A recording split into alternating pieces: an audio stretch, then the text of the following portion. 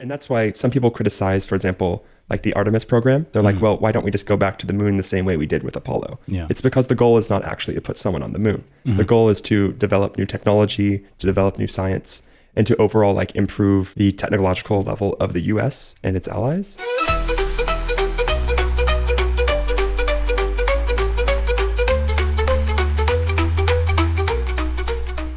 Sup, my Pample, it's Mike Check Mike.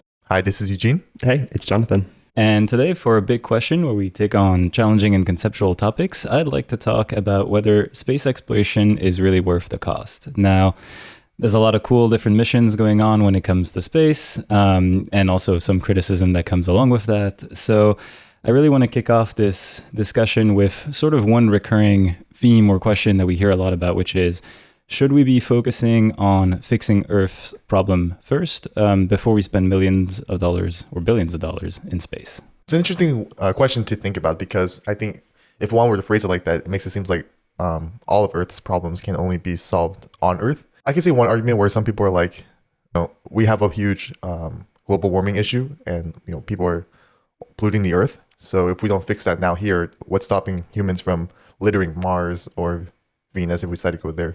So I can definitely see the argument where some people are coming from when they're saying, just take care of everything on Earth first before we go out and move to other parts of the solar system, so that we're not carrying a lot of these problems. I definitely do think a lot of problems on Earth still could be solved by doing stuff in space. Now, albeit maybe not going to deep space missions like going to Mars, but like a problem that is solved well with space application is definitely like fire. Like wildfires, like monitoring, especially like Earth observation, being able to provide real-time analysis and monitoring of like where wildfires are going, whether it's California or other parts of the world. From space, it's just great for people on the ground to be able to control fires on the ground more. Yeah, I definitely agree with that. I mean, the question is sort of framed as if it's mutually exclusive, as if, well, I guess you could say that any money spent on space is not directly spent on like just throwing money at the problem on Earth, but a lot of the problems that Earth faces can actually be either tackled or monitored really well with space technology. For example, like part of the reason that we understand climate change in its current form is because we have space observation, and we can monitor, for example, ice levels around the world. We can monitor soil moisture and like the reflectivity of different parts of the planet. And that gives us a very good idea of kind of how the weather's changing. It allows us to predict storms better. So we can, for example, like evacuate an area before a storm hits. And all these things that it may cost, a few $100 million to like send up the mission and start it, but then you get continual benefits from being able to like prevent economic damage from the disasters, being able to save lives, and being able to better understand the problems that Earth is facing so you can address them more quickly and more efficiently. Yeah, no, absolutely agree. And to your point, I think that question I ask is often a recurring one that you hear. And I do agree that it's not a zero-sum game. It's not like you have to do one or the other. It's absolutely possible to help on Earth while still having sort of a different long-term vision, I guess, with respect to humanity and the role in space. In the grand scheme of things too, or to give a sense of scale, the federal budget for NASA is very small. I mean, we're talking 0.5%. There's definitely other categories that exist where we're spending a considerably larger amount. And, you all both mentioned good examples of how space technology can come back and help Earth in the form of Earth observation and monitoring for natural disasters. But, historically, that's always been true for the space program, not just with technology we have today, but even back in the day, clean water technology, right? You had the ISS develop water osmosis to be able to filter water for astronauts. You had different clean water technologies, I think, that gave birth to Life Straw on Earth, where you can, get water filtrated through a straw, for example. And then even things like solar panels, right? Like that help us have cleaner energy on Earth as well. So there's a whole realm of, call it space product derivatives, I guess, that come back, and it's there's tech that is, I guess, in space helping us on Earth, and then you also have tech that's had these derivatives that are now back on Earth and being able to help us in that form as well. So I think that's one of those things that makes it really like a non-exclusive zero-sum game where you can do both, absolutely. And historically, I think space has proven it can come back and help on Earth. Yeah, no, and I think for some people, they associate us going to space with deep space colonization, just going to Mars and just trying to do like these really ambitious, oftentimes extremely expensive projects. But like you can still do a lot of good science and innovation by still just orbiting Earth. So like, there's still a lot of people looking into manufacturing pharmaceuticals in zero gravity environments, and you have a lot of companies trying to explore how we can improve the products that we create here on Earth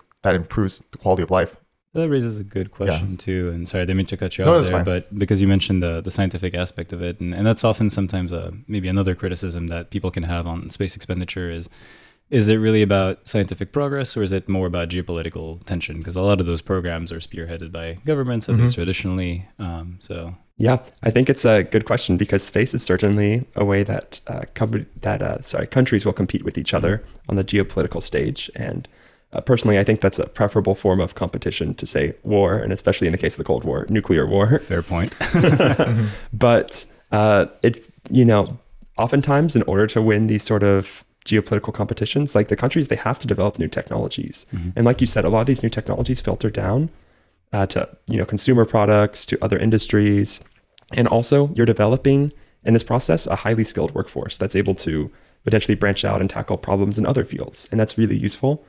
I think one of the things that makes space exploration important to invest in is because it's very difficult, and the goal is not necessarily to achieve any particular outcome, but rather to develop new technologies, new problem-solving techniques, and to kind of push the envelope of what technology is capable of doing. And that's why some people criticize, for example, like the Artemis program. They're like, well, why don't we just go back to the moon the same way we did with Apollo? Yeah. It's because the goal is not actually to put someone on the moon. The goal is to develop new technology, to develop new science, and to overall improve the technological level of the US and its allies.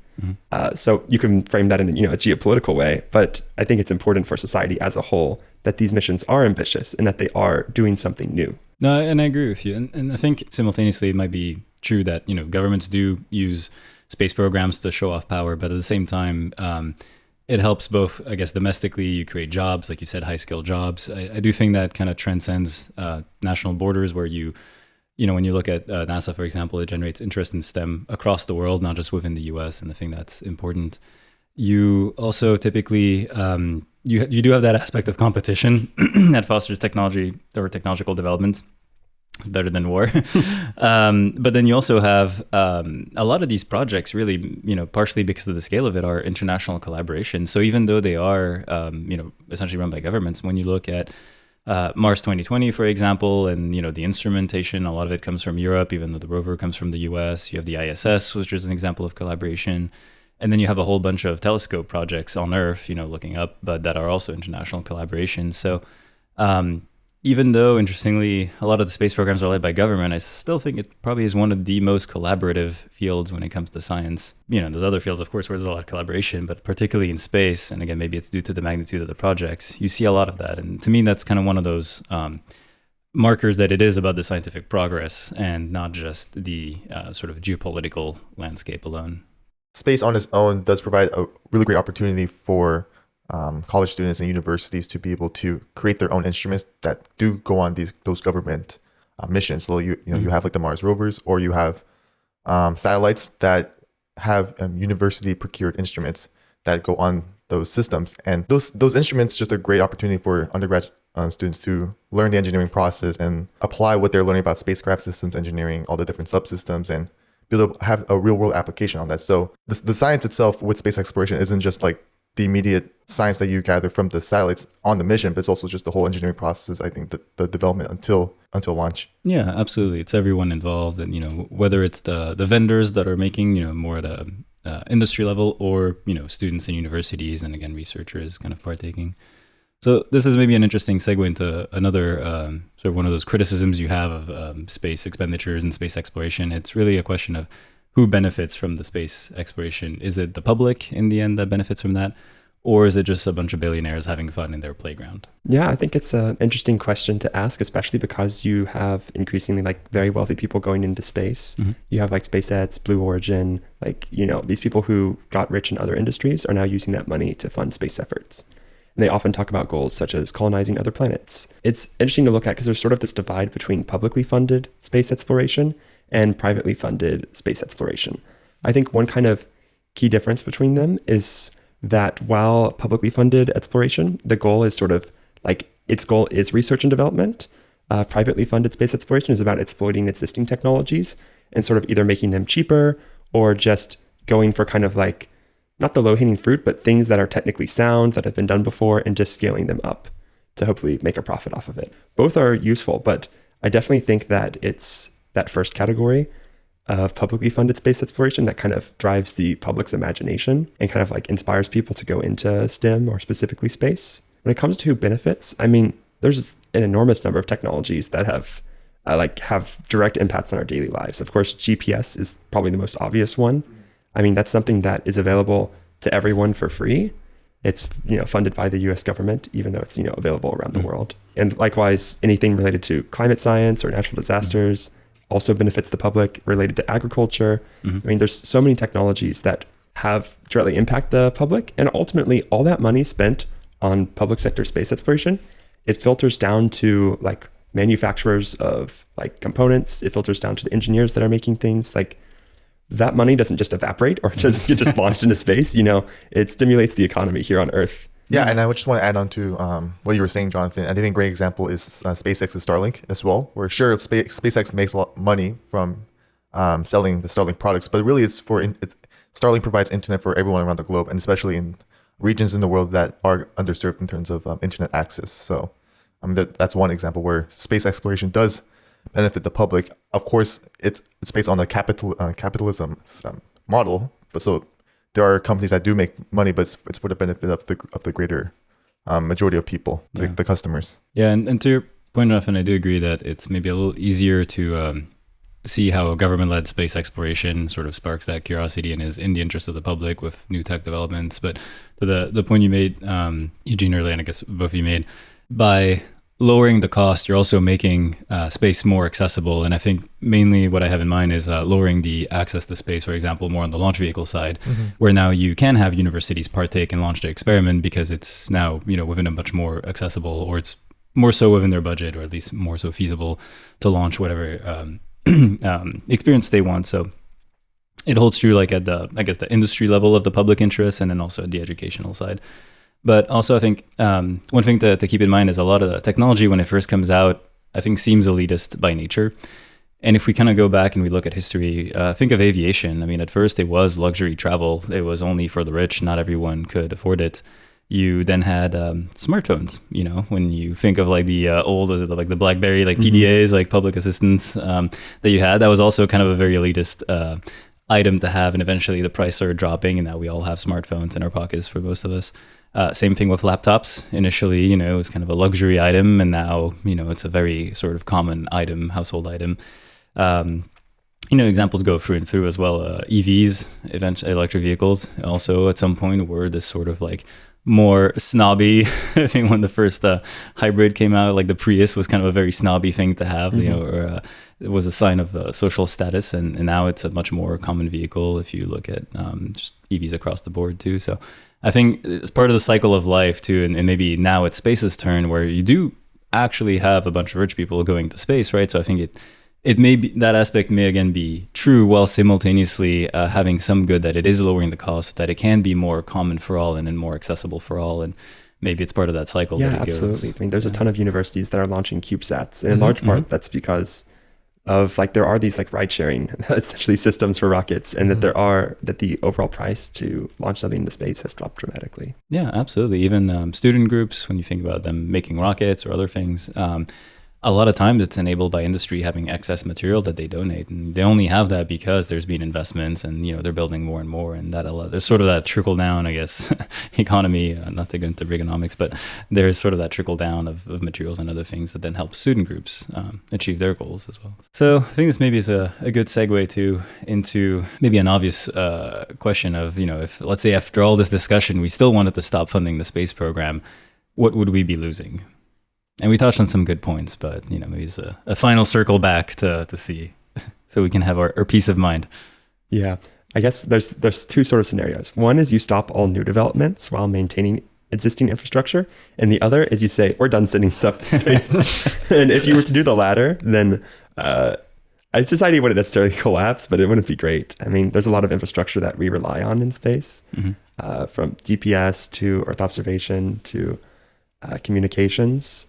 That is really kind of critical to like modern life in a lot of ways. But if we were just to stop new developments, then part of the danger is we don't know what we're losing, or we don't know like what we don't know. Like you can't, I don't think that the people in the space race could have anticipated like all the technologies that would have come from their desire to go to the moon and how those technologies would impact like the everyday consumer. Part of that is just for what is relatively like a very small amount of money. Like I think it costs like each American on average like $90 to fund NASA. Then there's so many technologies that we could potentially like miss out on that it's hard to predict what we would lose in the future. There's a huge opportunity cost. Yeah. I would totally subscribe to NASA for that price. I think you have a very good point. To me, that's probably the biggest element of what would happen if we stop funding space, essentially. It's, yes, we could spend that money on other things, right? But to your point, you don't know what you're missing out on. Not spending that money doesn't necessarily guarantee you can solve the problems you do have on Earth. However, it does mean that you are shortchanging yourself on technology that could have actually helped you more down the line. And so there is a bit of unknown. I think that's part of exploration as well, right? Like if there were certainty, I guess there would be no doubt, and it would be a controversial question. But I'd like to think that looking back, we can see many examples of where things like NASA has helped in technology developments that have come back and help, even on Earth. I mean, you have things like thermal protection material that's being used, essentially hydrophobic aerogel that's being used for oil cleanups, right?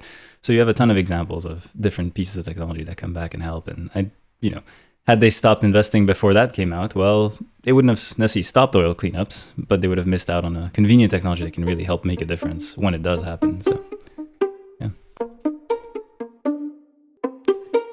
With that, let's segue into our second segment, Thanks Mom, where we're going to ask ChatGPT to generate 2 words for us to ideate around. Okay, let's see what we've got this week. Yeah, let's see what Mom has for us.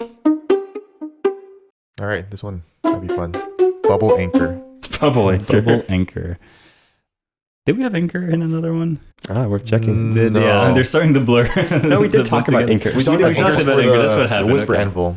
We talked about anchors for that one, and then before we had the Iron Lantern. So bubble anchor, I'm just thinking of an anchor that has like lifting airbags where it just comes back up. In probably the most useless way, but I mean, you could think about it as like you have some sort of like submarine that's like, negatively buoyant, and you want to anchor it to the surface. I mean, you could just have like a buoy that it's attached to, but that does exist. Kind of think of like an emergency. You know how you have those automated inflatable boats sometimes, like the emergency rafts that are sometimes on the top of a boat. Basically, as your boat is sinking, it just inflates like a buoy ring around it to slow down how fast it sinks. Mm-hmm. Kind of like how it's basically how you have lift like it uses a chemical reaction to fill up quickly. Yeah, and I guess maybe it's a slow enough process. It doesn't need to be super quick, but you know how when you have a shipwreck, you can use lifting bags to essentially bring the wreck back up. So here, instead of waiting for you to be on the bottom, you just deploy that more preemptively to not sink in the first place. Like you're still sinking and you can't go anywhere. You would need help, but at least like you maybe are able to have something to stay on. I guess that on calmer situations where you just hit a reef you weren't supposed to, that probably works well. I don't know about in a storm, but that could be a use case for that. I'm trying to think now in maybe a biology context, if you can use bubbles to move things in place. Like if you wanted to manipulate a cell, like is there any advantage to using sort of bubbles to kind of get the exact orientation you need? I'm thinking of like maybe more chemistry and sterics and things having a certain shape, and if you have the right bubble pattern, maybe like locks into a certain orientation that might allow for better bonding or preferential bonding. Yeah, maybe you could use bubbles to enforce like a certain crystalline structure, and then kind of like use it for material science application. I wonder. Intentional injection of bubbles in certain materials. If you want to think, I mean, I guess like if you wanted to. Yeah, there are some materials that have air pockets, especially like like we're just talking about thermal insulators. Like those very often are made like mostly out of air with just a thin structure. Yeah, and sometimes it's interesting to intentionally, I guess, blow some gas or bubbles in, as you're forming a material to have like channels essentially, like for porosity, intentional porosity. That could be because you want to use it as a filter, or you have some interest in having those channels for surface reactions, surface chemistry essentially. I mean, aerogel is a very porous structure because it offers nice thermal insulation. While being lightweight. So sometimes it's kind of interesting to have that intentional injection of bubbles. Now that's all stuff that's being done. What's a new take on that? That's maybe where the anchor comes in. Yeah. I'm thinking a bubble anchor could be a tool that you can use to manage all your cables, especially like if you're in a construction environment or some sort of lab or something where rather than having a bunch of cables running on the ground, that poses a safety hazard. Yeah. You can have balloons or something like that where you can just maybe it could be a inflatable balloon that kind of has like a Velcro strap where you can wrap a bunch of these cables together and just inflate this balloon thing so that all the cables rise up with the balloon thing. And I'm thinking it could be useful in areas where maybe you're in a warehouse where it's easier to just inflate some sort of clamp and have it just rise up to the ceiling so that all your cables just stay out of the ground where people are operating.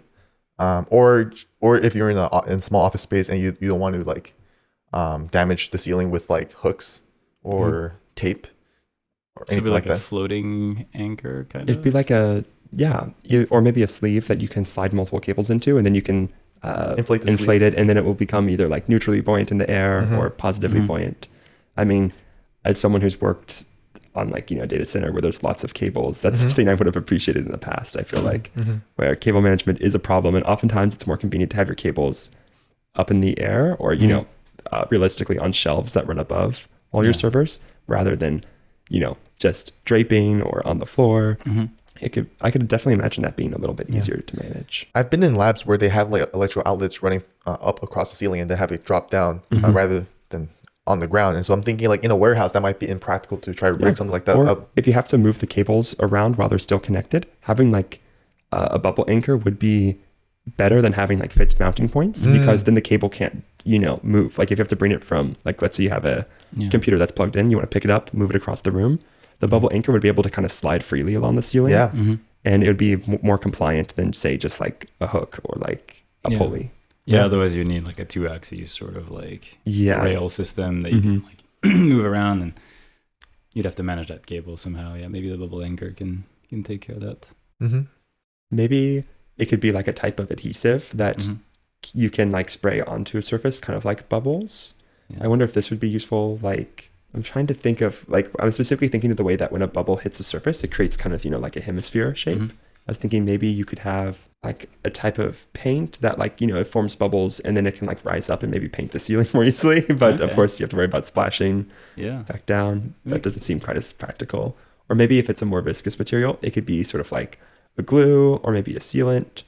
Trying to think about maybe the way you could have the material of the bubble be an anchor and the bubble is more of a delivery mechanism. I was swinging in a different direction of a completely different take on it, but bubble makes me think of soda, and I'm thinking of like anchor being a downer. So essentially if you're too hyped up or stressed before your like presentation, you just have a drink, I don't know, maybe just THC or something else, and it just brings you down a notch so you can not have to worry, but it's a pleasant soda with just the right amount to calm you down. I guess that's I guess that's an application where you can make it like some sort of medicinal soda. Yeah, medicinal soda. That could be a bubble anchor. It meets the criteria. An extremely heavy can of soda that you can use as a paperweight. It's a good workout. Yeah. It's a 50-pound can every time you lift it. Just get a workout. I'm trying to think about maybe bubbles that are in a liquid. Like you mentioned soda, that maybe think about like carbonated liquids. I know that, by like adding air to a liquid, by like introducing bubbles, you can make everything like within the liquid more buoyant. I wonder if that could be used somehow. But you have to have pretty good control of your environment to do that, which makes it difficult. Now I'm to just apply in the field. Passing nitrogen bubbles in coffee or beer to have like nitro brew or nitro coffee. I don't know if there's any other kind of bubbles or gases we would want to pass. Like the bubble structure affects how like the smoothness, for example, of a beverage and stuff like that. Yeah. Maybe there's a twist on that could be explored. I'm not sure where the anchor part would come in. Maybe it's a very heavy gas. You just put to sleep. Is there a metaphorical interpretation of anchor and or bubbles? Other than, I guess, anchor affixing things or latching onto things or weighing down things. Yeah. What else does an anchor represent? Solidity? Maybe not. Stability. It's a stable bubble. Yeah, bubbles. Like lightness, airiness. While still feeling grounded at the same time. Yeah. Grounded happiness. I don't know. Grounded, yeah. I guess it has a nice sort of like polarized or antagonistic side where you got both ends of the spectrum. Something very light, something very, very, call it down to earth, I guess, quite literally. Yeah, something that kind of captures that polarity a little bit. I don't know if that would be I don't know, I'm thinking like educational program that caters to the full spectrum of learning, we have different techniques. I don't know that one technique is light and airy. maybe that's winging it, I guess. And then the anchor is very meticulous studying, you know. Or maybe it's even some sort of tool or app you can use, like if you're getting distracted, you know, like your thoughts are kind of like too like up in the clouds or like too bubbly, perhaps it like helps to anchor you or like bring you back to center. Thought bubbles, and you're trying to bring it back down. Okay, yeah. Like practicing mindfulness. Yeah, exactly. That's, I think, something that would fit the theme. Yeah. Meditation app more so. And well, not necessarily meditation, just like a grounding app kind of. Yeah, I was just thinking that this could be the name of some sort of journaling app, which maybe could tie nicely to what you were just saying, Jonathan, where the bubble anchor records your life as you experience your highs and your lows. There you go. Now, to make it interesting, that's where the challenge is at. Yeah, and how do you differentiate it from, you know, existing meditation apps and journal apps are nothing new, of course. So how do you differentiate it? That's the more difficult question. Yeah. I kind of like that approach though, of like a distraction management app, I guess, for lack of a better term, like. Because it is a thing, you know, like every now and then you find yourself working and then like, I don't know about y'all, but like sometimes like you pull out your phone and you're like, let me just one scroll real quick. And the next thing you know, it's your 20 minutes in, you're like, damn it, I wish I had a bubble anchor right now. Yeah, I have one more idea. Yeah, it might be silly, but bubble anchor, could it just be some sort of like cleansing agent to clean anchors for ships? Maybe anchors that get like a bunch of barnacles or something on them. Because I know the bottom of ships have a huge problem where you have barnacles and other like parasites, so that it drags the whole ship down. But maybe if you need to provide maintenance on anchors. Bubbles, because like soap creates bubbles. So I wonder if there's some sort of, I don't know if it's a very niche market and product. Maybe if it could be applied underwater. Yeah. Sort of like, you know, how on land we have, you know, like power washers that use water, of course, to scrape things off of walls. You could have like an air cannon underwater. Oh, that maybe cool. like can knock barnacles off of. It's like instead of a water jet, it's an air jet. Yeah, kind of, something that could work potentially. Yeah, something eco-friendly and reef safe that can help non-toxic. Yeah, you can clean the bottom of the ship while the ship is still in transit. You don't have to bring that ship back to port and then do the cleaning there. Like that could probably save a lot of time if you can. Maybe it could be like a AUV or something with like a high power air hose or something. Especially if it has a tether to the surface, it can just sort of pump air down. Yeah, even if you're doing it like in dock too, I think that would still I'm not knowledgeable enough about barnacles to say whether an air cannon would be effective against them. Maybe there's some sort of thing that would, you know, like encourage their biology to like let go. I wonder if there's like a way that you could, some sort of stimulus they'd respond to. Yeah, I guess if your sort of a shock wave or pressure wave is strong enough, I imagine you could detach something. You probably would want to do that in port because that thing would be loud underwater. So I'd wonder if that'd be could disrupt wildlife, bearable for either the wildlife or the poor diver. So maybe it has to be an AUV. But no, maybe if you're not inducing a shock, you might be able to. Maybe this could be a literal anchor, but you use it to it's used as like a waypoint for divers. Maybe like you can like make like a line of these small anchors that just emit bubbles. I don't know if emitting bubbles is more power efficient than having like an LED strobe on the bottom of the ocean. I don't know. But like if you have like a bunch of divers or people doing underwater stuff and they need to know where to go, how to get back to where they need to go, like a port or something, in case someone gets lost or something. I wonder if this could help with that. I see. So they're just like waypoints that just emit bubbles underwater. Yeah, because you could. Well, I guess it depends on your scenario. You could just go up if you're like in an emergency and you need to see a boat. Like, that is true. If you're not in an overhead environment, sometimes you can't go straight up. So there's a concern there. The lights depends on the wavelength you pick and where you're at, because water does absorb different wavelengths differently. Sometimes when you have a light, it is pretty diffuse and it's hard to tell where it comes from. But generally, I imagine the light would carry a bit further than the bubble. Now, if you somehow had like a bubble that could just like navigate and show you the way, so maybe it's more like not an actual bubble, but like an orb that just like navigates and shows you where to go. That could be kind of clutch. Because I don't know the physics of making a bubble go horizontally when it wants to go up, but you know, maybe there's a way. Yeah, or just like a spherical AUV. It's kind of like how you would have a lifeline, except instead of being anchored, it just actually just navigates, and it's basically a tour guide, an underwater tour guide kind of. I wonder if you could have a system like that serves kind of like as a life support system, where it's like an anchor, but it anchors you kind of to like, you know, a supply line. So like it could maybe serve as like a backup oxygen tank, where, you know, if like something's going wrong with your oxygen tank, in addition to guiding you around, you could like connect into it and it would be able to like have a reserve of oxygen to share with you. Like a little pony bottle that has like your reserve oxygen too. Yeah, because usually you can keep that on you too. I'm wondering if it's like sometimes once you're certified, you go dive in different areas, and it's either you have a dive master showing you around or an instructor showing you around. But you could technically go in a lot of areas without dive master. So for example, in California, typically, if someone's on a boat, you go dive. You don't necessarily have a dive master showing you around. So maybe it's just a little orb that has preloaded maps of different dive sites, and it shows you where to go on the dive site, just to make sure you don't put yourself in an area where you have It would be sort of like a downward current or something that's a little more dangerous, or sort of like a diving companion to help with like safety and navigation. And or maybe you can have that on trails too, like I don't know, in different parks or different areas. Yeah. Just so it's not leading you astray in like a very dangerous area. Well, with that, if our listeners have any other ideas on what bubble anchors could have been, or if you also feel strongly about the space program and space exploration, and if you have your own take on what should be done there, or criticism or other aspects we haven't touched on, please feel free to comment. We'd love to hear your thoughts. And until then, we'll see you in the next one. See ya. See ya.